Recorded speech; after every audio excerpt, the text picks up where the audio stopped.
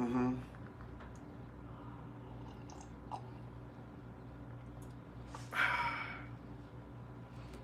Wait till some people come in. Can you pass me a shot? Yes, of course. Thank you.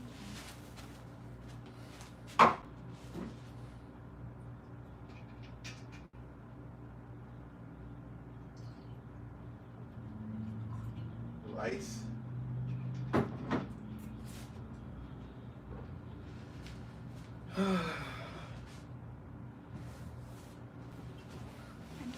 Oh, so we got 11 people up in the house right now. Speak on it. Yeah, I'm here for mental health, a licensed mental health specialist. As I say counselor, but I like to say specialist. See, today I had a very interesting situation that occurred. And this was a customer who had this situation, this legal situation going on. But it was, prior to that, it was more than what I thought. And this person told me a story. He told me that, well, because this person's children was being taken away from them. I took it for face value. But I was with my clinician friend who specializes in mental health and that's been around, even with child services, dealing with situations like that. Please listen, hit those like button. There's 14 people up in here, 16 people. Hit the like button because this person's here with me. We're gonna talk in a few, but I'm just gonna give you a rundown of what happened today. You know, basically, I hear the story. This person, I'm supposed to do some court work for them, and I took everything for face value. This person just ran me a story because usually for me, I'm like this: just be 100% honest with me. Don't hold back any information. Just tell me things as it is. You know, just tell me as it is. And, you know, I didn't think nothing of it, and I just went with the situation. I just went off of face value, you know? Because, you know, for me, I'm like this. If you honest with me, what the fuck are we gotta do a reading for? You just gotta be honest with me. Hello. So anyway, I speak to the person today, and I'm in the car with my clinician friend. Again, mental health specialist. Yes. She says, hold on, something doesn't sound right. And this is where everything came out. See, you have to understand, people that study the mind, they know what questions to ask. Let me do these comments. What do you think about? Listen, stay on fucking topic. Black Star Power 911. We're talking about mental health and spirituality. Stay on a fucking topic. You know, you're talking about what's going on DR. I'm not talking about fucking DR. We're talking about mental health right now. Stay on fucking topic. So listen. So as I was saying, a person who studies the mind, they understand the mind. They understand the psychology of human people. They understand the conscious, you know, the conscious decisions that people make. They know how to read people very well. So I'm going off it as this person's an innocent person, and I talk, you know, my friend texts me and says, "Oh, something's not right. Something's not right." They know they know the industry. You know, see, people live in denial, and one thing I've learned today was omission. The omission of the truth is like lying. So anyhow, again, omission of the truth is a form of lying. So, Yachty, what do you think? What's up? What do you think about mental health and spirituality? Because you know me, I'm a spiritualist. What do you think about this? You know, like spirituality, how do you see it? Because when I first met you, I was on some shit like, yo, what the fuck are you doing talking to me? You're into psychology, you're into the mind. How the fuck are you even talking to me? Because this is something that's taboo. This is superstition. No, it is taboo, but I think there's always a combination between mental health and the spirituality world. I think that everybody takes it for granted at times. I think that in terms of involvement, we need to understand the combination of both. I specialize mostly in schizophrenic and more in psychosis and stuff like that. So in terms of diagnosing people, in terms of borderline, bipolar, that's what I do. So listen, for me, when it comes down to dealing with clients, I usually have a specific group that I don't deal with. Usually it's the ones that say that someone's working on me. I find that in situations when a person feels like someone's working on them, they are usually the people that are mentally disturbed to me. Like I find like when someone says somebody's doing black magic on me, I feel like something's inside of me. I find that those people are the people that have some form of mental illness, because when I listen to what they say is going on, it usually lines up with people that suffer from some form of mental illness. What do you think about that?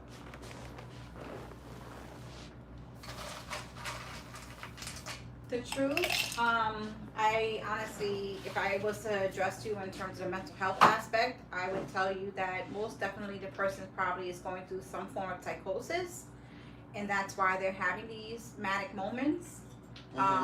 But somebody who embraces both spirituality and everything like that, if anybody knows who have studied people who suffer from schizoaffective disorder, borderline, and bipolar, everything like that, they do function on a different plane. So they're very receptive to spirituality more often than people who are not suffering from mental health. Now, what's the difference between, okay, hold on, let me look at these comments. Reptilian brain, that is, okay, you can figure what's wrong or right, originate from, yeah. Dissociated identity disorder. Dissociated identity disorder is totally different. That is a lot of times borderline personality disorder. So they're very chaotic in your life and they create a lot of drama. There's times when you have multiple personalities, but I think that a lot of people do have that, honestly, because you create a whole genre. But a lot of times it's very, very hard to diagnose multiple personality disorder. Very, very hard. A lot of times they're schizophrenics. And in terms of schizophrenia, when they have ups and downs, there's manic, and then they're stable, and it goes up and down, up and down. So they go through rages and stuff like that. So, for me, I'm like, okay. And I'm not going to say, when I say that people that suffer from mental illness, I look at it like in a sense of the person is dealing with something that they don't understand. Okay, well, that's PTSD, because a lot of times when you've had some form of trauma, right, and then it's coming to your regular life, it always seeps in. Okay, so what's the difference? So my question to you is, what's the difference between a psychic or a spiritualist that receives visions and the person that's in the psych ward? Okay, so you're asking about a psychic, spiritualist, and then somebody who's in psychiatric. Meaning those are the people that do readings. Because they're feeling, and definitely people who are on the spectrum of going through psychosis or a psychotic break, they are very much evolved. They will tell you very profound things. Psychics, I think that it's a skill that you can learn. It's something that you could train your brain. Remember, we only use a certain percentage of our brain. So you could train yourself through meditation and stuff like that. Spiritualist is something totally different, because we're using all aspects, everything. You know what I'm saying? Using the earth and stuff like that. We're using what's going on, the equilibrium, everything that's all around. But where I'm coming from is more of in a sense of on a psychic level, because these people in these wards, psych wards, they say that they see things, they hear things. But what about the psychic that says they see things that we don't see or hear things that we don't hear? What's the difference between those two? The person that's in the psych ward and the person that's seeing vision that's not in the psych ward, that has a business and they're doing readings for people. No, I think that also too, if we're trying to talk about the neuroscience aspect of it, in terms of the lighting of the brain, and in terms of schizophrenics, or anybody like that, in terms of when they're going to psychosis, their brains light up differently. Remember, there's a frontal lobe, it's a lot of things going on. So somebody who is schizophrenic and they're perceiving things like this, a lot of times is they're going through a break. It's called psychosis. Right. It could be a psychotic break as well. But also too, if you study their brains, they actually light up differently than the average brain. So when you talk to somebody who's normal, well, we consider normal, right? Who we can have a generalized conversation with, and you're telling me that you're having these visions, is that you're using a certain percentage of your brain that is more evolved. So therefore, got you. Wow. So these people that have these psychoses, like different parts of their brain light up more than the average person. It lights up differently. It looks totally different than the average brain. Wow. So I'm wondering if they ever did any tests on psychics, because if psychics are saying that they see certain We things, use more. Well, I guess. they use more of their frontal lobe.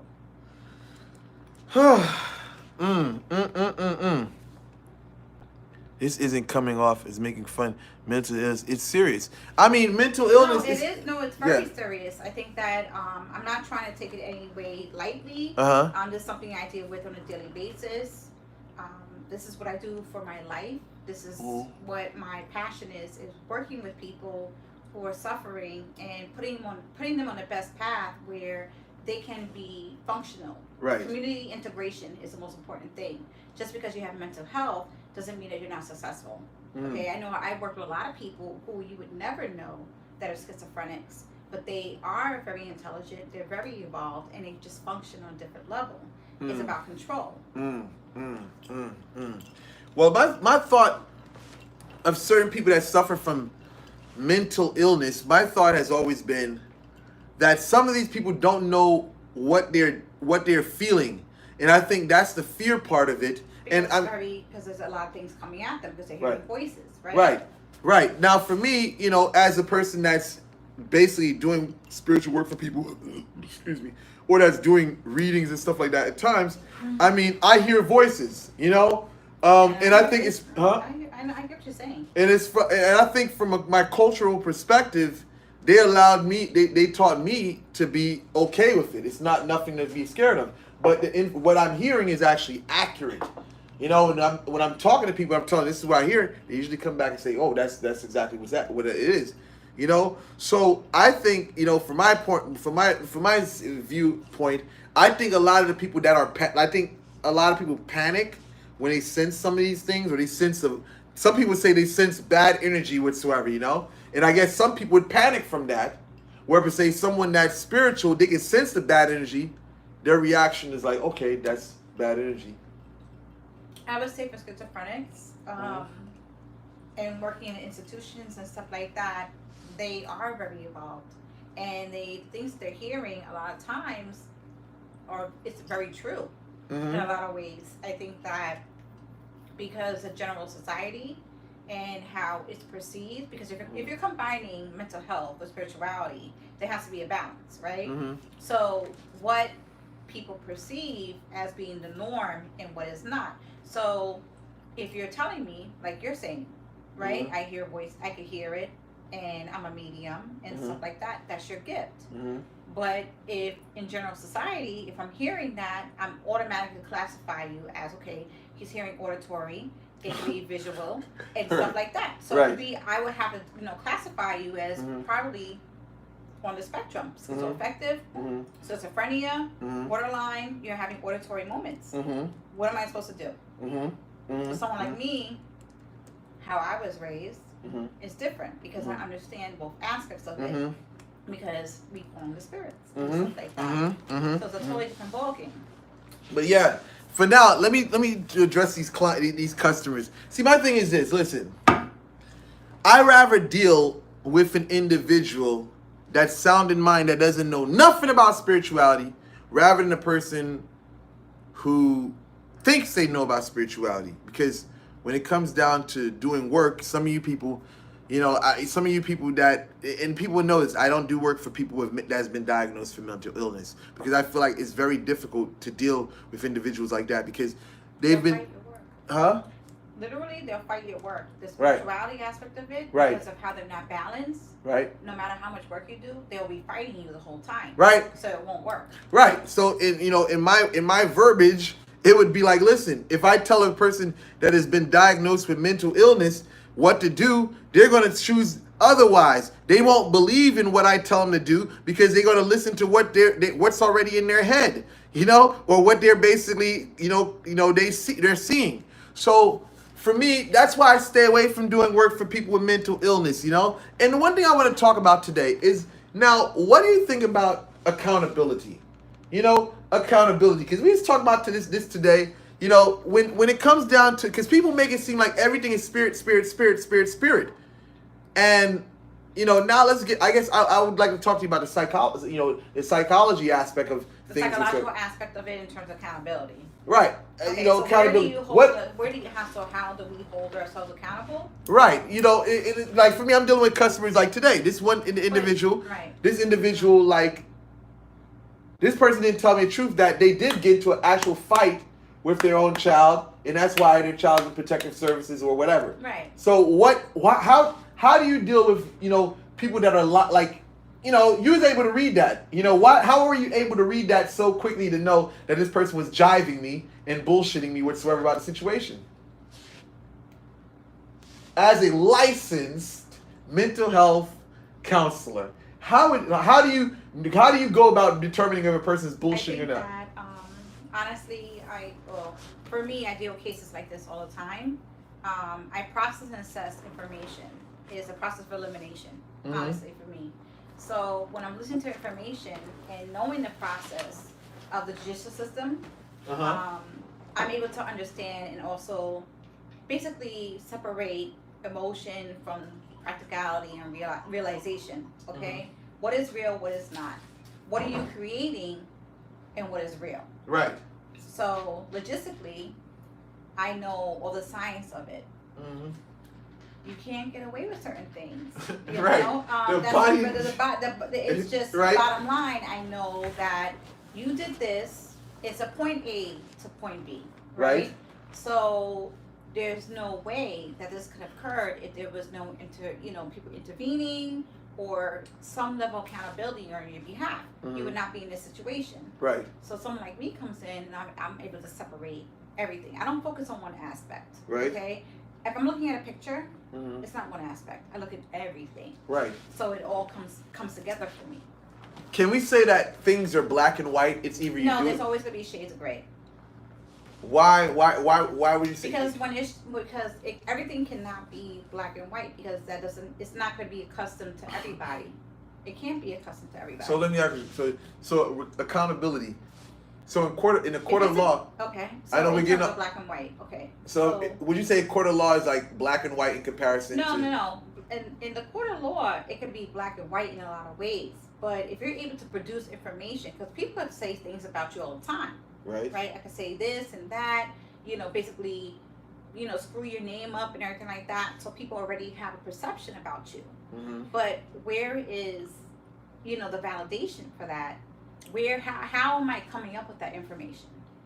So there has to be a combination of both. I can't say something about you, especially in the court of law, where I'm not able to produce it. Right. So if you're ever in that position, I had to have some kind of validation for that form of behavior. So there is shades of gray because a lot of, and let me tell you something, there's times where it could be a situation where people are passive aggressive or subjectional in terms of calculating a situation where they will come after you just to set you up. And that's normal too. Because when people are angry, people will do certain things. But there's still a level of accountability. Accountability, responsibility. Accountability, account. You know what I'm saying? So what is the difference between account and responsibility? Accountability and responsibility. Accountability is where you're able to recognize your actions and how you responded to them. Responsibility is where you take complete control of your actions and how you proceed. This leads me into this conversation of accountability and responsibility. Accountability, I know what the fuck the situation is, and responsibility is what the fuck am I going to do about it? See, this is the thing I want to say to some of you people, is that you can't blame the spirit for doing dumb shit sometimes. It's almost like when I tell you guys, don't pop up at your lover's house if you're doing work whatsoever. You don't pop up at their fucking house. Especially if they told you they don't want to talk to you anymore. They need their space. You keep calling me, keep texting them, then you wonder why the fuck you got a restraining order on your ass. See, I tell you people these things. Some of you people don't understand that your actions can make your situation worse than what the fuck it already is. It's plain and simple. Cause and effect. Like, listen, today it just pissed me off today. Like, someone hit me up and asked me, is losing my wallet, is somebody using my card a sign of, the spirits, basically attacking me?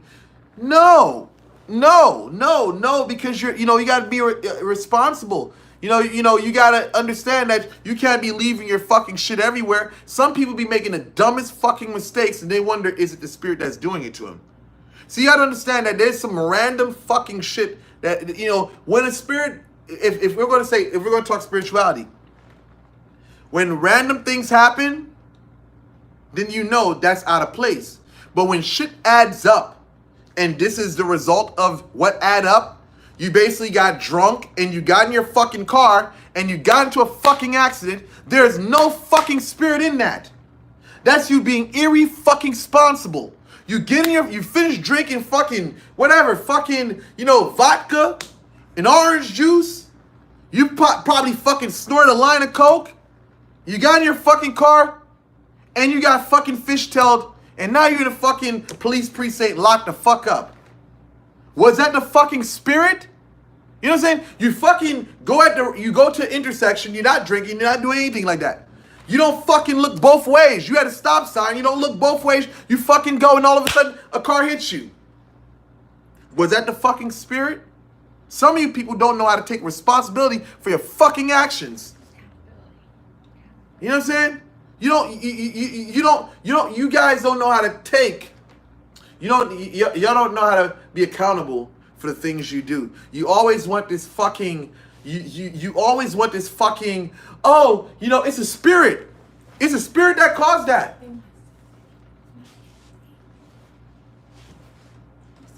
It's a spirit that caused that. Motherfuckers want empathy and sympathy. That's what y'all want. Y'all want sympathy, and then y'all want empathy. Y'all want motherfuckers that's gonna be like, hey, it's gonna be all right. It was a spirit that did that. Fuck you. I'm not gonna tell you what makes you fucking feel good. Fuck wrong with you. You guys out here, listen, some of the shit that y'all be doing, then y'all be wondering, is it a spirit? Is it work backfired? No, you dumb fuck. Get your shit together. Don't leave your fucking wallet out there so someone can take your fucking information, you dumb motherfuckers. I gotta talk to you like that, because some of you are just some dumb motherfuckers. Y'all do some of the dumbest fucking shit. I tell you, don't go over there, because if you go over there, that person may call the fucking police on you because you're violating your restraining order. What the fuck you do? You go over there and now your ass is fucking locked the fuck up, you dumb fucks. How do you feel being called a dumb fuck? I'm glad that I'm not a licensed a licensed mental health counselor, because I can tell you, you fucking dumbass, you fucking stupid fuck. I can tell you all the mentally abusive things, possible, because some of you deserve that shit. You deserve to be fucking cursed at to basically make you feel bad about what the fuck you did. You dumb motherfuckers. You dumb fucks. Okay. It can't be that way, because there's a certain level of understanding. You have to understand too, Mr. Almera, okay? Right. That you have to understand that these people, when they're coming to you, they are coming to you because they're in a position in life where they're beat down. Okay? So you can say that, why in terms of rationale, and you're coming to me, be this, but the reason why they're coming to you is because they're looking for solace. You know what I'm saying? They're looking for help. So their vulnerability is going to be very, very available to you. So these niggas is looking for a Depeche Mode. You know what I'm saying? What is this? Personal Jesus? Is that this name? Any white people in here? Is any white people in here? Because these motherfuckers is looking for a Depeche Mode personal Jesus. And I'm not here to be a motherfucker savior. I'm here to tell you, dumb motherfuckers, get your shit together. That's what I'm here to tell you, fuckers. But how, so how are you able to hold people accountable? Okay, so there has to be a boundary, okay? And a certain level of balance. Because, we talked about black and white, right? Mm-hmm. So there has to be shades of gray. For you, it is what it is, and that's what it is, right? But it can't be that way because there has to be a certain level of shades of gray. If somebody's coming to you and they're vulnerable, okay, their rationale is never going to be 100% where you need it to be. You're looking at them because you're looking at it. Remember, you're a spiritualist, okay? You are a voodoo son. So you're looking at it as, look, this is what we need to do. This is what it is because it's non-emotional. Do you get it? Yes, I so they're driven by emotion. You know, so you're looking at it as that they're not rational, and a lot of times I'm not taking away from it. They're not but when you're driven by emotion, you are going to do things that are very impulsive and not rational at times. That is true. You know, this is why I tend to when I do these comedies. This is why you don't tell people to make them feel good, but you don't have to say things in an abusive, harsh, abrasive way. I disagree with her. I disagree with her being blunt with me. I respect and I follow what she told me. I was broken when I came to you, and you told me grow up and handle my business. See, listen. You know, I think it's for certain people because here it goes. And when you go to the military, anybody in the military here? Anybody in the military? My whole family, my father, everybody. See, and when these people go to boot camp, they got a drill sergeant. Get off, you lazy, slimy fuckers! Get on your fucking all fours. Get on your 2 feet and be a man. You're in the military. You're gonna serve. You're gonna serve your fucking country. They on you. You don't stop being a fucking bitch. Get on your fucking knees. Come on, show me what you got, son. You know what I'm saying? They're talking to you like that. And I feel like I'm doing the same thing. I'm like a fucking drill sergeant. I'm like the same thing, because here goes. I don't hate you. I'm here to help you. But I'm helping you in a very aggressive way. And I do that every day in my Hurry up, you slimy fuckers. Even with me in my profession, and you know how I am, and I'm very raw, I'm very straight up, and all my clients will tell you I'm very strict and I'm very honest and very upfront, very transparent. But there's a certain level that I have to come with based on the elements of their dilemmas in terms of their psychosis, in terms of their mental health, if they're borderline, schizoaffective, schizophrenic, bipolar, AB, there's a lot of different things that are coming in. So I have to do it, according to what I'm working with. Not one fit fits all.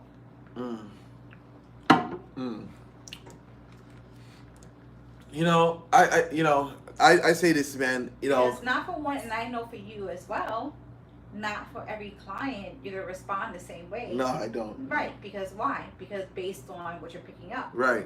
Okay. So it's basically the same thing in terms of mental health. It's how you relate to people. And it's gonna be the easiest in terms of getting them to the place where they need to be. The healthiest, right? And that's spiritual work as well. What is the path that we need to go to resolve and get a solution to where we need to be? And that could be in love work, it could be in money work, it could be a lot of revenge, a lot of things. But if you're not open and honest and not transparent and being held, and also being held accountable for like your actions and stuff like that, what are we supposed to do? This is one thing I was talking about the other day. I was like, a person has to accept the truth. They have to accept the truth about their situation. And I say everything falls in line with what we're talking about today. So the person has to accept the truth. He can't be looking for any excuses. They can't be looking for a pie in the sky theory of why things didn't happen. I'm caressing their ego. A lot of times that's caressing their ego. So as a mental health counselor, what do you think? Sympathy? Okay, I understand. I don't do sympathy. You know how I do. I do empathy. Empathy. Okay, all right. You don't do sympathy. So for my viewers, what's the difference between sympathy and empathy? Okay. Sympathy is when I'm not saying that you don't care for somebody, but it's like, but okay. So, but okay can mean like, yeah, you're going through this, but at least you have this. Okay. Empathy is coming from a place where it's just completely 100%, where you're able to understand a person's feelings. You're never judging, never coming with a what if, not. So therefore, let me go back to sympathy. So sympathy is you know what the situation is, but you're giving them a blanket or something like Yeah. that. You're comforting them. Yes. Okay, so therefore you're not comforting people. You're just Yeah, empathy. Empathy. So I understand completely what you're going through, and that's I'm just gonna absorb it, and that's what it is. But I'm then not again, giving you don't give them a solution. blanket though. No, you don't. Fuck, damn, that's cold, man. Yeah. You know what I'm saying? You feel their pain, but you don't give them a blanket to, hey, everything's gonna be all right. No. What You the don't, fuck? you don't say it's gonna be all right. What you do is you're able to communicate to a certain point where it's not a what if. This is what you need to do, and how can I help you?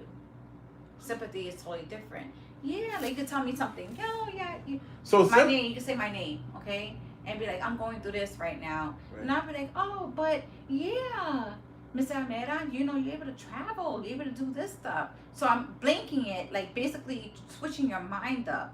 So you're not focusing on what the real situation is. I'm kind of like blinding you with yeah, but empathy is not like that. Empathy is complete compassion. I know exactly what you're feeling, and I'm gonna support you 100%. And fuck that! I ain't supporting anything about 100%. Motherfucker, it's either you follow the directions I tell you to fucking do, or you fucking get the fuck on, goddammit. You know what I'm saying? See, what y'all need, motherfucking, some of y'all people, y'all need a licensed mental health counselor to empathize with the fuckery you're doing. Because if you don't have a licensed counselor, all you're just gonna get is get the fuck up out of here. Fuck, can I get mama one salo, please? You know what I'm saying? That's what y'all gonna get from me, man. But anyway, listen, let's get back to serious talk. But that's pretty amazing. I mean, to have patience with people like that, that's wow, that's a gift. It's not just something that's not something that's easy that people can do, like to really sit down and listen to people's pain. But how do you feel after absorbing all of that, all these people's stories? Because for me, listen, the way I get the pain out from these people's stories is that I make videos. Because when I make these videos, not lives and stuff, like lives is like more me, talking with people, but there's videos, professional high quality videos I make. I take the pain of the people and I put them into video content, and I talk about things which people shouldn't do whatsoever. Because I find it's very therapeutic. It's a way of me channeling that energy. Okay, and venting. So yeah, because if you're empathizing, is there any type of if you're absorbing, I'm a sponge. You're absorbing their problems. How does that relate to you? Because how do you feel? How do you go about? Well, maybe that's a personal question. Maybe what do you do to get that out of your system? Because I mean, you got to listen to some very graphic stories. What do you think clinical? What do you think these clinical therapists? These therapists. I think that as a therapist and everything like that, we always have a gauge in terms of we always do clinical assessments. You know what I'm saying? So there's always some form where we're following an outline. I know for me, because I come from a place of empathy, my strength is compassion. I'm always working harder to make sure everybody is where they need to be. It may not be the best or anything like that. I think that's something that you need to learn in my business is you can't save everybody. And I think that's the strongest message I've ever learned in my life. Wow, you can't save everybody. You can't, because you can only save a few at a time. Because when it's mental health, and remember, when it's mental health and spirituality as well, there's a lot of different triggers going on, right? Because there can be a lot of different energies. So come to a point where the person that the target needs to understand where they need to want to be. So that's where I come in. So how can I help you and get you to the level where you need to be? And I think the hardest point in my life in this business, in this industry, I don't want to say business because I really love it. This is what I do. This is where my heart is at. And I had to learn I can't save everybody because I've lost so many people in terms of suicide, being taken from this earth, or going to a psychotic break where they never come back. So wow, when you say a person never comes back from a psychotic break, what do you mean by they never come back? I can understand this person's committed suicide. No, suicides and suicidal ideations where, to a point where they want to take their lives, when they have all these, ideas where they want to take their lives. I've been in situations where I had tried people, well, just recent, and I think we already talked about this, where I had a woman in my car who started slicing herself up. Wow. And blood was squirting everywhere, you Right. know, and she's taking her life. Why? Because she was on her medication and she was having a psychotic break. And why was she having a psychotic break? Because situations in her life, her mother who was very close in her life, was very sick. And her health was basically falling apart. So she couldn't handle it. Me, I come in, you know, you just know. You just, you know, you do the best what you can do with what you have. Everything that I do is because based on what I learned in life. You know what I'm saying? From childhood to where I am now, is because my parents molded me in this way as well, but also education. Not everybody has that capability. Wow. It's a very different ballgame. Not everybody could do it. I've seen people die all the time, you know. Wow. But in terms of psychosis and psychotic break, psychosis is a lot easier to deal with. What is psychosis in general? Because for me, psychosis is basically basically when they're going into a situation where they are not weird. Most of the time it's with schizophrenics. It's theory of mind. They're visioning things, seeing things, hearing things. They're not there with us. So you say there's a plethora of symptoms in psychosis. Yeah. So they'll tell you a psychotic break, rather. Right. Yeah. Like I could be your best friend one moment, and next thing you know, when I have like a client going through psychotic break, I am their enemy. Right. They look at me and be like, "You're the one," you know. They'll tell you, "You're the one who took this." Like I tell you stuff, you know. So when you say the psychotic break, they can have delusions as well. No, it's delusions of grandeur. It's it's auditory. It's a whole lot of things going on. Wow. Yeah. So they're seeing things, hearing things that we are not seeing and hearing. Wow. Well, what does it mean it's not real to them? But that's like a form of a mental erosion. Like a mental erosion. Would you say it's a form of mental erosion? Because can someone gradually fall into that state? In terms of psychosis, yes. Let me tell you something. I've had people who in my profession, I can honestly say that we work so much that we're on like 16 hours, like daily, and it comes to a point where you basically go into psychosis because you're dealing with so much. You're not sleeping, you're not taking care of yourself, that you can have a psychotic break because you don't know things that are going around in your life. Like there's different situations. It could be love, it could be family, it could be money, it could be a lot of different things. Everybody is susceptible to psychotic break, going to psychosis. You know what I'm saying? You just don't know. Right. What is your snapping point? Right. You know what I'm saying? Everybody has that. Like everybody's brain is spirituality as well. It's a combination of both, where it comes to a point where we just can't hold on anymore. Because it's just become so heavy. What do you do? Right. You want your mind to go somewhere else. Right.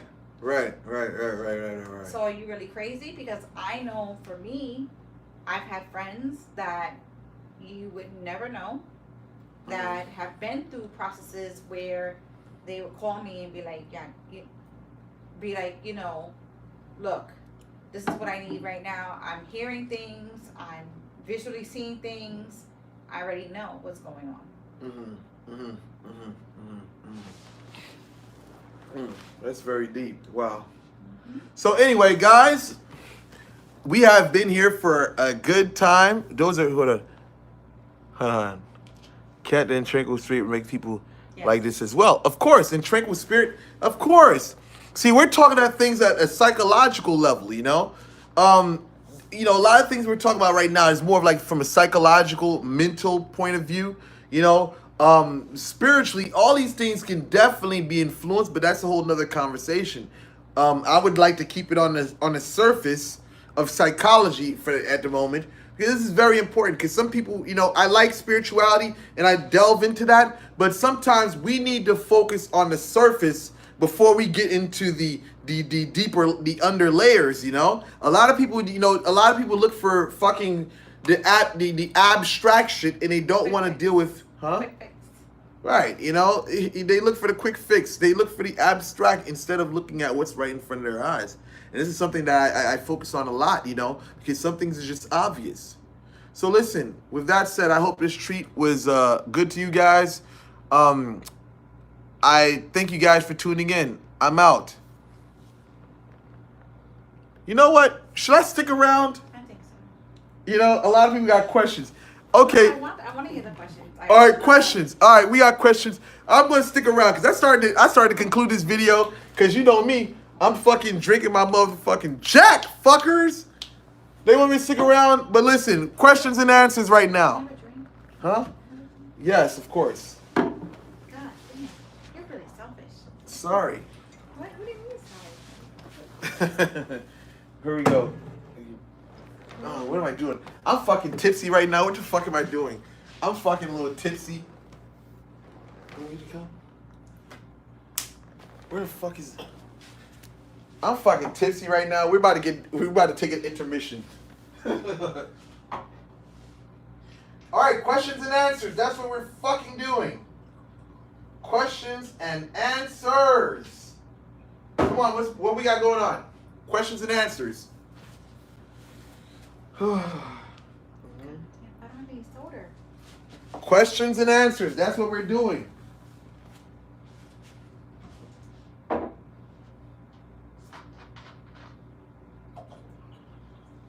Questions and answers.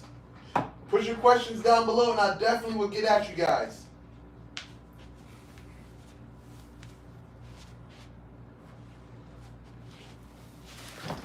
Okay. Let's get back to this, man. All right. Questions and answers. Here we go. Here we go. How can we help someone dealing with PTSD from military?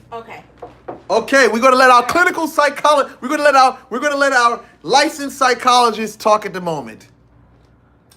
Not licensed psychologist, licensed mental health. Huh? But, All right, it's cool. pretty similar. Okay, very similar. Okay. I just specialize in deep behavior control, so it's totally different. Okay, so let's go for this one. This question. Hold on, we got some questions. All right. We got a question for. Hold on. Is mental health? Somebody asked a very deep question. Hold on. Okay, let me hear.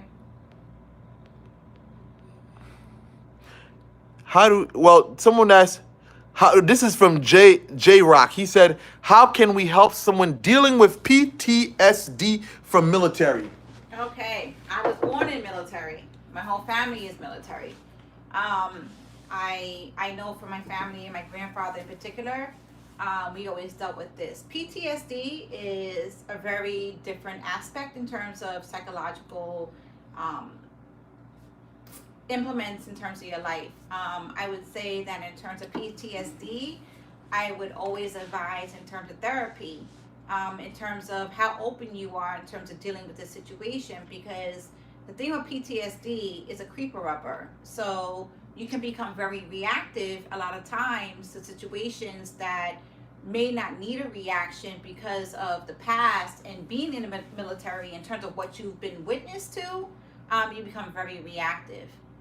I would say, for me personally, not personal because I'm not going to personalize this, but in terms of people who I work with, I think that addressing the situation in terms of understanding where these feelings are coming from, in terms of different coping techniques and interventions, would make it easier for you in terms of progressing in life, because you can become very responsive to certain situations. In terms of negativity, you become very, very responsive, and that's natural when you're coming from the military, because you're naturally on call, you're responsive, it's do or die. I don't know if you're a Marine, what part, of the military you were, Air Force, where were you from? It'll make it easier for me to understand, but you always need to take care of it. Okay. Your mental health. I think therapy is actually very, very important in terms of evolving and learning different coping techniques. Okay, that's very deep. John Trebacchino. My father didn't discuss World War II till the end of his life. Wow, that's... Weird. Everything's war by my family right now. It's weird. Huh? Wow. It's weird. Everybody's got war right now. Wow. That's my grandfather. I have a bachelor's of arts degree in psychology and worked in behavioral health for one year and 9 months. Okay, wow. Okay, so what do you want to know? I'm just looking at these questions. I'm looking at the caption. Can somebody be protected? Okay, let me actually...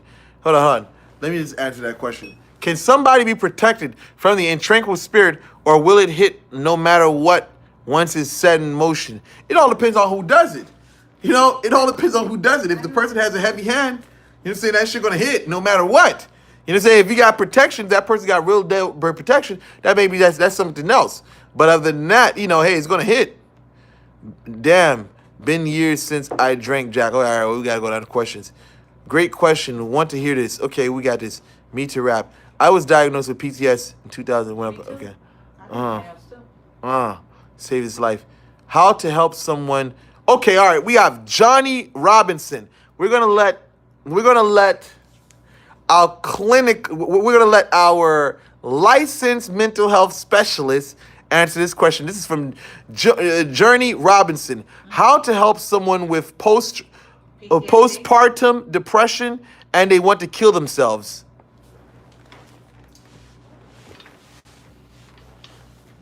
Well, I would say that if you're having suicidal ideations, I would definitely contact a crisis center. So somebody's there to be able to talk to you in terms of what is going on and why you're having these emotions. And in terms of when you're having suicidal thoughts, a lot of times you are not in depression, you're coming out of depression. Because when you're in depression, you're not able to commit these acts because you're too tired, you're too affected by the situation. It's when you're coming out. So you become more manic. You have more energy. Like, oh man, fuck this shit. Yeah. Open the goddamn window. I'm about to jump out the fucking window. But I would contact your local reach crisis center. Somebody who's available to you 24 hours a day, 24/7, and they can communicate with you. In terms of dealing with the PTSD, in terms of what is causing these triggers, in terms of you having suicidal ideations, that is something that you need to address. Definitely. But those thoughts will be consistent until you address them and understand what the trigger is. Okay, because it has to be coping techniques. Okay, it could be breathing, it could be terms of communication, it could be a lot of different things. But everybody has to figure out what their coping technique is and your trigger. You know what? Let me give you this. Okay, now I'm gonna give you a fucking abstract, an abstract point of view. I get that. The trigger. What is a trigger? What triggers these fucking reactions? It's something very important. It could be a smell. It could be anything. It's very deep because I would say, from my past experience, from what I know, certain triggers it could be whatever you're doing. Like if so many people are into fucking spirituality, you're doing some fucking fucked up shit spiritually. Some of the things that you're doing could be triggering that type of feeling that makes you very desperate, or fucking, you just want to do some shit to yourself. Cause sometimes, that could be a trigger too. You fucking around some fucking paranormal shit. That could be bringing on those fucking feelings. Well, it depends on what spirits you're calling on. Yeah, exactly. Because a lot of times people are calling on spirits and not even realizing what they're calling on. Yeah, exactly. Like earthbound spirits, exactly. Totally different. Exactly. So now you're getting with you're dealing with intranquil spirits, right? You fucking around some shit that you don't understand. Now you're starting to feel this depression. Now you start feeling this sadness. You're going to feel exactly what they went through, like she said. Mm-hmm. So, these could be triggers too. So let's move to the next question. What we got here? But I'll definitely say, stay away from fucking with shit that you don't understand. Okay. She knows too much for me. A wise man knows that he knows nothing at all. Kiona, I mean, listen, this is a person, listen, come on, Kiona, I'd definitely say, listen, this individual, she's deals with people all the time. And sometimes it's more of in the sense of, this person definitely has an eye to basically fill things up. No, I definitely do have an eye. That's what I do for a living. I would never deny that. But in order for me to I've been doing this since I was a child. It's something totally different. I was raised in this where I had to be more evolved and more understanding people's emotions. This is what I do. You can't be in this field if you don't have a certain level of compassion. You can't be in this field if you don't understand how people feel, because it doesn't work. Do you think that I could walk into a room, somebody, let's say right now, we walk out, somebody's like threatening to commit suicide. I'm gonna be able to walk in there. Why? Because I understand. No, it's the truth. Right. Because of my compassion, my level, and it's because my spirit, that's how my spirit is. I'm so compassionate, and you have to in this field to have that. Johnny, don't drink this fucking glass of arsenic. Don't do it. Okay, all right. Let me answer your question. Johnny needs to realize that he needs to like really talk to somebody, because if you're having suicidal ideations, and I'm not taking away from that, I'm really not. But you have to have some way of understanding your triggers. There's always triggers. Yes, there are. Okay, but with triggers, there's always coping and interventions. Okay. When I say interventions, what do you mean? Interventions, because whatever, like, if I'm studying you, you come to me right now, and I look, do an assessment on you and everything like that, go through your history, everything like that. I'm gonna be able to develop a curriculum for you in terms of understanding what your triggers are, what your coping techniques are, and what my interventions will be. Because with schizophrenics, a lot of times, it could be my spell. It could make them trigger them off, like the way that I look, or the way that you look, or something. It could be something that triggers them that could make them throw them over the edge. That's kind of like, it's kind of like love relationships. I say anger. That's what I'm saying. I say even in relationships or doing, for me, I do love spells and shit. I would say that there's triggers in love spells. I say anger impedes the process of reasoning, because their mind can be set one way on some lovey-dovey shit, but then you do something that triggers the anger, and that snaps them out of that. Because it's easy to be angry. Right. The triggers. Yes, the triggers. Triggers are a universal principle. Triggers can basically trigger someone to psychosis. Triggers can snap somebody out of a fucking love spell. Come on, you fuckers. Let's get with the program. In terms of love spells too. My patience level is at 0. I get it. I understand you. And how much power to that. How does one develop patience? Patience. It's a learned aspect. I think that in terms of the way that you deal with people, I think it's time after time, in terms of involvement, in terms of every relationship you get involved in, I think that you develop a certain level of patience. It's always going to be ever evolving. I don't think that it's ever limited. I think it's also too the personalities and the people that you're around that you will develop a certain level of patience. I know patience is very hard though. You want to know what my patience is? I do. This is my patience right here. This gives me all the patience in the world. When I don't have the patience to deal with the fuckery that clients basically present to me, I open my fucking jack and I fucking drink. This gives me all the patience in the world. But anyway, back to our magnificent discussion. Let's get back to seriousness. But listen, that's pretty deep, man. Patience. No, patience is it's a learning thing. You can't have it overnight. Right. Because there's different situations. It's cultural too. Like what we're taught since little. So like if you for me, my tolerance levels could be very, very high. Why? In terms of patience, because I deal with mental health every day, day out. You know what I'm saying? So if you come to me with something, I'm not going to be reactive, because why? I'm used to it. Somebody else who never knows anything about this, they're going to be like,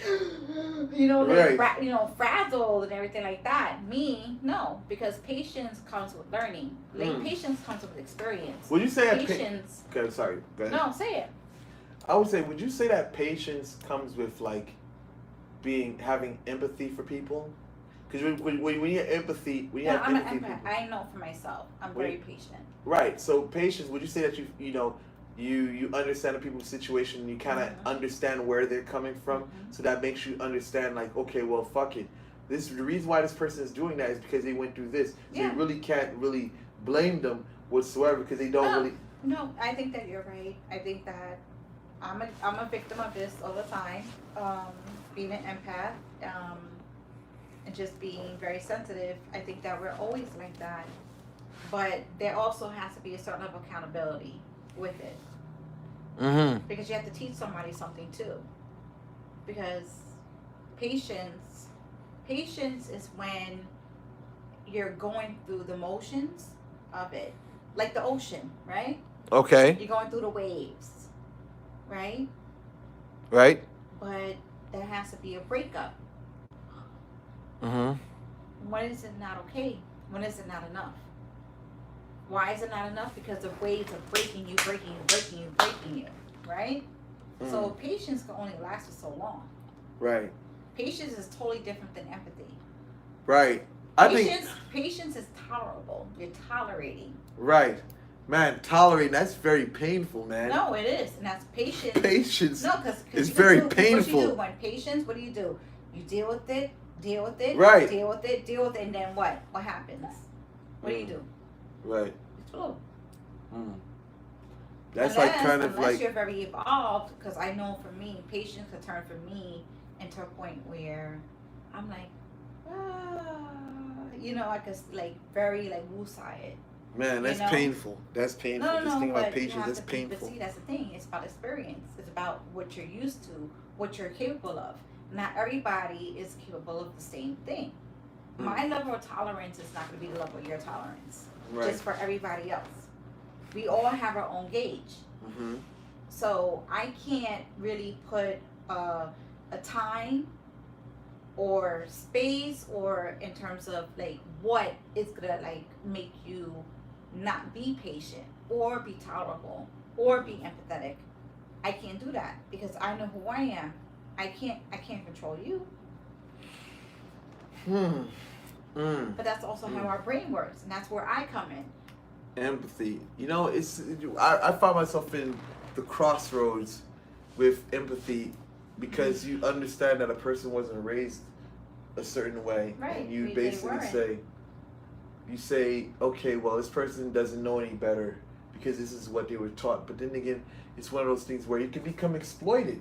When a person I can't say exploited. No, they will become exploited. I'm telling you, they will become exploited because.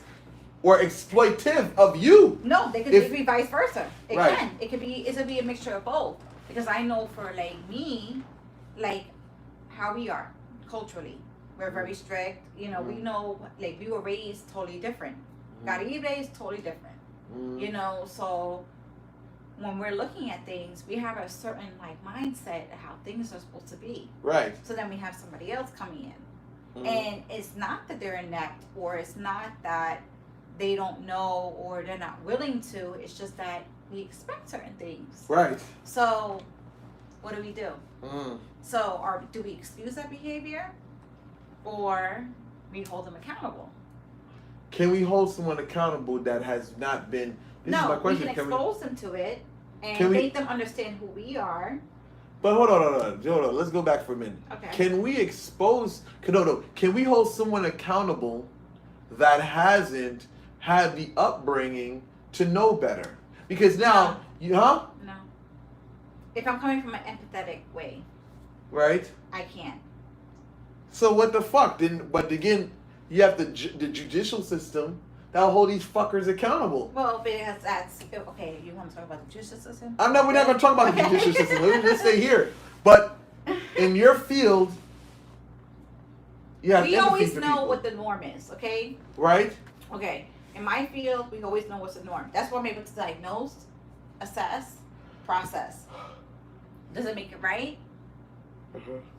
What the average person in my field, because of the education that we have in terms of diagnosing people, no, I come in because, and I'm very empathetic.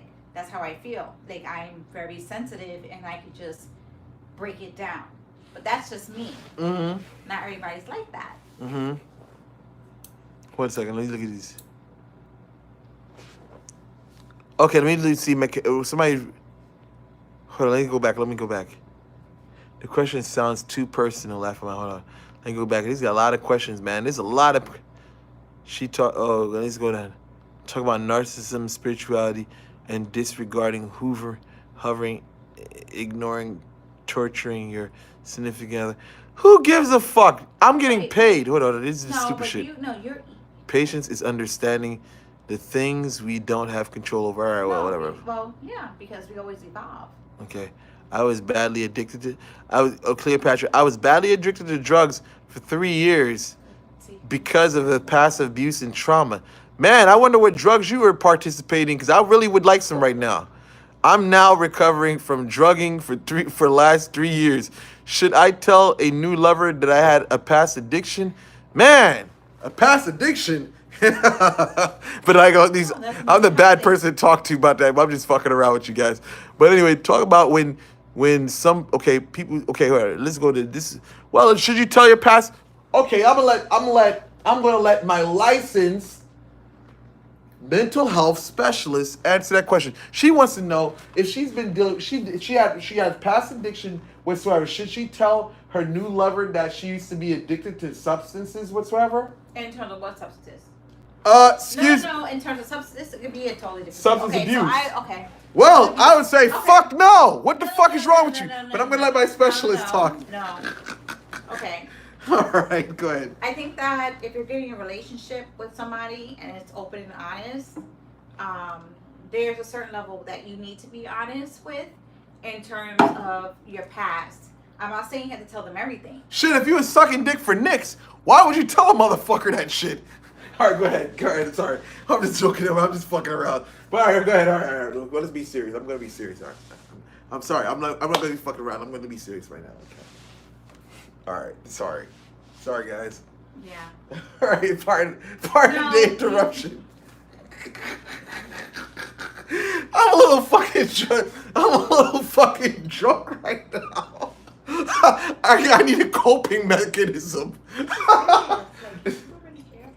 All right. I just have my coping mechanism right now. Yeah, you're coping your intervention right Okay, now. all right. Okay? All right, sorry. No, I'm but fucked up. when All you're right. like in a situation like that, sweetie, no, you know, I'm not saying you need to tell everything about yourself, but if you have triggers in terms of like when you're going out and you're trying to spend like, you know, lovey-dovey time, whatever, like, you know, you want to do that, you know, embraces and makes the relationship stronger, you have to be honest about it in a lot of ways. I'm not saying you have to say exactly what it is. There is a time and place for everything. Okay? And I'm going to tell you something about men. You don't tell a man everything about you. Why? Because there's no mysticism to it. All right? Yeah. Okay. All right, so let's see what we got going on next. Let's see what we got. Okay. Thank you for taking my mental health question. I appreciate it, Booker. You're off the hook. Thank you. I know I'm wild as shit. It's not about me. I'm the one answering the question. I know. She said thank you. She said thank you. She said No, thank you to listen, you. it's a But she's joke. saying, I know. okay, got you. I got it. How can one recover from narcissistic abuse? Oh, narcissism. Ooh. All Okay. Continúa, mira. Vete para allá. Yo, go ahead. Answer the question. What the fuck is you said out, yo? ¿De Yeah, qué? answer the question. I'm gonna figure it out. Narcissistic abuse? So you're masochistic. No, well, I guess so. Yeah, when you're narcissistic, you're mostly masochistic. So you like to inflict pain on yourself. Narcissism is a term of like inflicting pain. Because if I'm narcissistic, I know that it's all about me. Narcissism. Yeah. Narcissistic abuse. Narcissistic abuse could be in a totally different matter. I don't know if you're self-inflicting or is it mental. I need to know that because it's totally different. All right, let's run the show. Let's leave what the fuck you guys are talking about. Narcissistic abuse. How can one recover from narcissistic abuse? Makeda, be more specific. Narcissistic abuse. Narcissism is totally be self-inflicting. What is Or narcissism? Is mental. like to me? I look at narcissism like, bitch, I'm fucking God. You worship the fucking ground I walk on. Don't you see everything I accomplish in life? You fucking stupid bitch. Fuck are you talking to? I'm fucking God. Worship the ground I walk on. That's what fucking narcissism means to me. I worked hard. Okay, all right, okay. Been in a relationship with a with a narc. The narc was abuse. What do you mean by abuse? He is abusive. She says she's been in a relationship with a narc and he's been abusive. I know that. I know that. Can you explain that? In terms of narcissism, in terms of the person? Or Yeah, the in terms person of she's her? involved with was a narc, you know, and he was abusive. Okay. Was that, is that something we want to answer or what? Well, what do you understand? I want to understand what you understand. What do I think about a in terms of narcissism and narcissism? Like, see, here you go. Let me tell. Okay, for my opinion, as a bona fide narcissist, like I feel like, listen, I feel like I accomplished in life. I feel like I'm the fucking man, and my whole thing is, there's this thing about, if I respect you, I'm not gonna tell you, you fucking dumb motherfucker. See, no, I'm not gonna. It's totally different. Listen. Hold on. Let me say this. Now maybe I'm wrong. No, a narcissist where you're not able to have the capability of understanding other people's emotions. You are not like that. But what if? Okay, I understand. No, what if it goes? Okay. But here goes. I hear people's emotions, but I don't give a fuck about them because I'm looking at. Okay. So there's a form of narcissism. Okay. But it's not to the point where you're not able to evolve, like I feel I'll be a liar to say I don't feel. You evaluate. I'm telling evaluation. You Okay. evaluate people's situations, and that's why you always make accommodations for them. Right. So you're not a narcissist. Right. Okay. Okay. So it's totally different. On narcissist abuse, when you're being narcissistic and abusive, it's totally different because narcissists are completely about themselves, and what they do is they will inflict pain. I don't know if it's emotional, verbal. I don't know what is going on. Physical, a lot of times. Narcissists are usually very physical. What do you mean by very physical? Narcissists are very physical.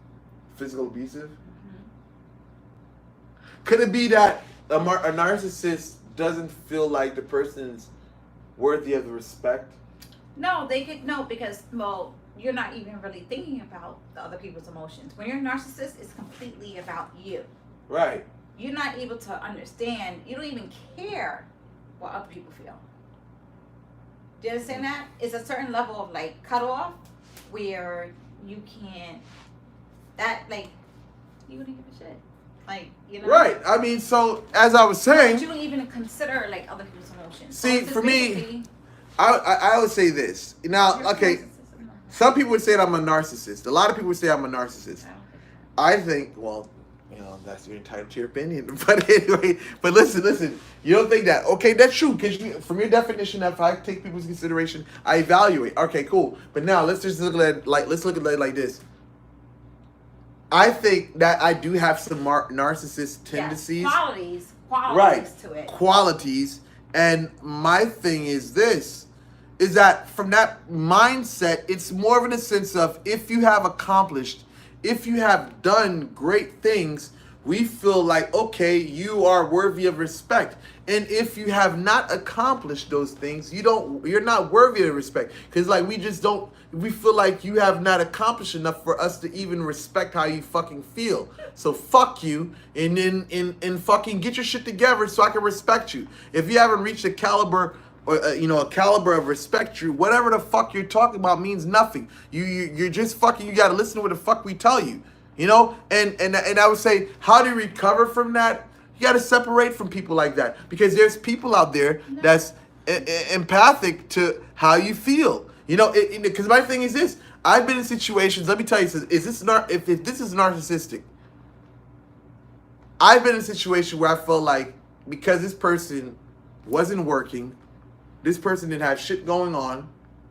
I felt like I can't respect you. I can't talk to you like I would talk to someone that has a degree in whatever position has a degree whatsoever. So I would talk to you in a condescending manner, and sometimes I would talk to you as a fucking child. So I think if someone is saying, this is my fucked up analysis, if someone thinks that a narcissist is fucked up, there may be something wrong with that individual. No. I think a person needs to step their fucking game up and be like, you know what? I need to become something in life. Because obviously, from my opinion, you're nothing. And you need to fucking step your fucking game up to become something. Okay. That is to be worthy of respect. So I would say that I'm just fucking around. Now, no. Somebody said Dr. Phil. No, you're not. Go ahead. Not Dr. Phil right now. Right. I think that is really very, very like not aware of people's feelings and stuff like that. Because When I just slobber and shit, yeah. I just fucking slobbered. Yeah. All right, okay, cool. I'm just fucking drinking a lot. Go ahead, Larry. Let's talk. Let's go ahead. No, it's All right. what I have to say is not important to you. But No, come on. You keep on cutting me off. I'm sorry. I'm listening to you. I'm just listening. I'm listening to you. I'm letting you talk right now. All right. All right. Narcissism is not like that. Okay. Narcissism is a point where yes, you're not emotionally inept in terms of the way that you are able to understand people's emotions. Okay.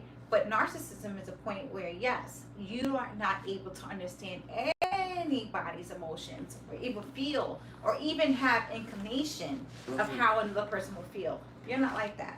Right. Okay. Okay? Because there's points of view, yes, you can be very narcissistic. Okay. That's definitely who you are. But there's never a point with you where you can't step back and still feel.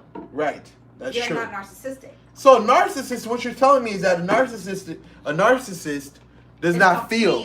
That motherfucker just pure fucking oblivion, ignorance. Right. Like I only focus on myself. Everything is just you tunnel vision. Right. Vision. Narcissism. That's a fucked up way to exist, man. You can't think about anybody else like that. but your fucking self. That's like a narcissist is a selfish motherfucker, man. God damn, that's a fucking fucked up way to live. That's a very narrow fucking way to live. You don't think about nobody else but your fucking self. What type of fucking piece of shit are you? You're a fucking inhumane garbage, man. Fucking how is the fucking world gonna exist if you're a fucking 100% fucking narcissist? Fucking shit get on my fucking nerves.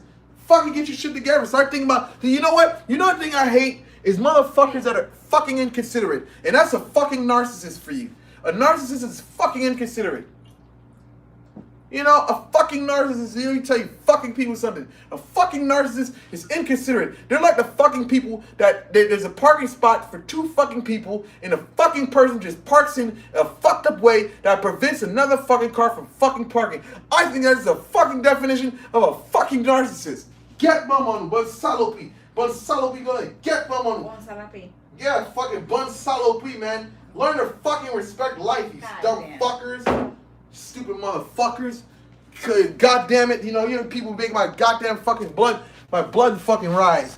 Have some fucking sympathy and fucking empathy for fucking people. And stop fucking taking on the parking spots, you dumb motherfuckers. Let's get back to the next question. So how does spiritual work affect a narcissist? Alright, let me I'm answer that. How does spiritual work affect a narcissist? See, the thing is, a narcissist, I think it's almost impossible to like really break down a narcissist ego. I think that's one of the thoughts I've pondered, because you could break them down. These motherfuckers is always going to have something that they're going to try to relish on and say, hey, this was makes me better than you. You fucking lose every fucking thing, but you'll say, I can shine shoes better than you. They're always going to find something to justify their fucking greatness. They may have nothing, but they'll always find something to justify their greatness. No matter if they lose every fucking, They're totally absorbed. They can lose every fucking thing. But they'll always find, well, fucking, I may not have this, but fucking, at least I can fucking spit shine shoes, fuckers. Come on. A narcissist is fucking delusional. They're trapped in their own fucking mental hemisphere. This shit's fucked up. It's a fucked up. Yeah.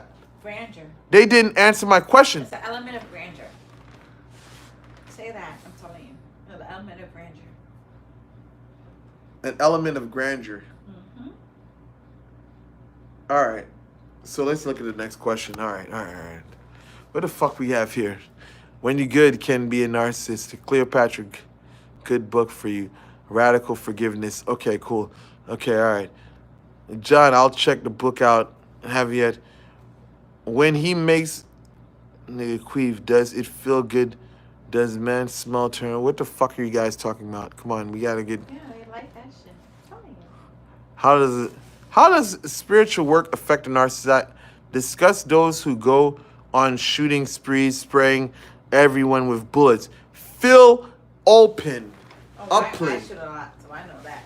Okay, what the fuck? Can you explain that? What's up with these guys that go on a shooting spree? What the fuck do you think about? In terms of what? Shooting range? No, not shooting spree. Talking about going on shooting sprees. People that fucking lose their fucking mind. They got so much stress built up and they go out and shooting fucking people. What? Because they need to hear you. You need to talk up. That's not your field. No, it's psychopathic. I don't want to say that. I don't want to hurt nobody's. Okay, well she's not gonna answer that question. That's a little graphic. Motherfucker, you need some therapy. Fuck out of here. You're shooting fucking people up, you crazy white folks. Shit, you look at how many people that fucking shoot people up. They're not fucking black, they're fucking white. You know what I'm saying? Come on, man. Stay away from these goddamn white folks. That's me answering. That's not this, that's like a mental health therapist talking.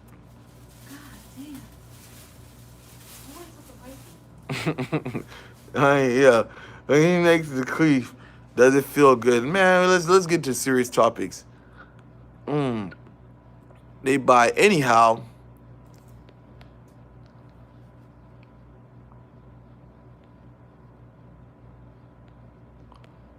Okay, well, listen. What we got going on?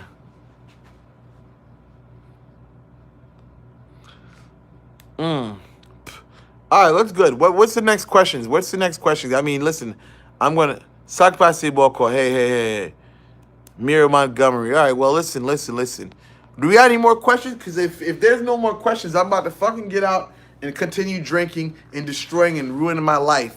If you guys are not fucking here to ask questions, I'm gonna fucking get out of here and start fucking drinking and fucking ruining my life, destroying my life for the next couple 20 minutes.